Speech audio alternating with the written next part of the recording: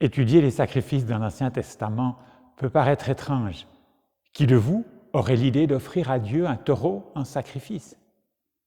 De telles pratiques nous semblent insensées et cruelles. Et aujourd'hui, le mot sacrifice a pris un autre sens. Il désigne généralement des renoncements coûteux que l'on fait pour obtenir quelque chose. Si vous voulez réussir une carrière sportive ou politique, vous devrez faire des sacrifices, comme font certains parents pour leurs enfants. Mais cette manière de comprendre le sacrifice fausse notre regard sur les textes de l'Ancien Testament et aussi sur ce que le Nouveau Testament dit lorsqu'il utilise le vocabulaire des sacrifices ou qu'il y fait allusion, par exemple, pour parler de la mort de Jésus ou de l'Eucharistie.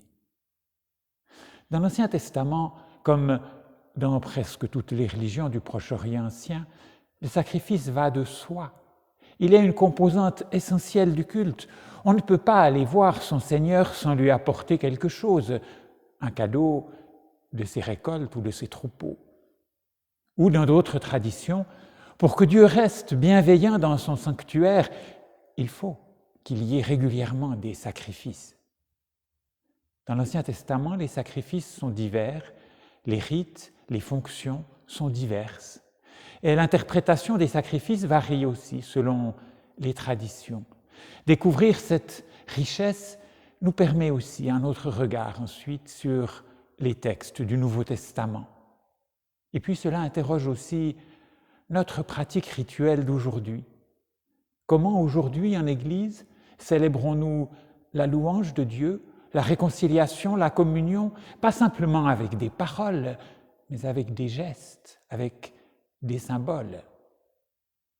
Et plus largement, ces textes viennent aussi interroger notre rapport aux aliments, aux animaux, aux végétaux, des questions importantes en ce temps de crise écologique. Les textes de l'Ancien Testament n'apportent pas de réponse à ces questions, mais par leurs différences culturelles, ils permettent de regarder autrement et de s'interroger. Il vaut donc la peine de s'intéresser à ces textes.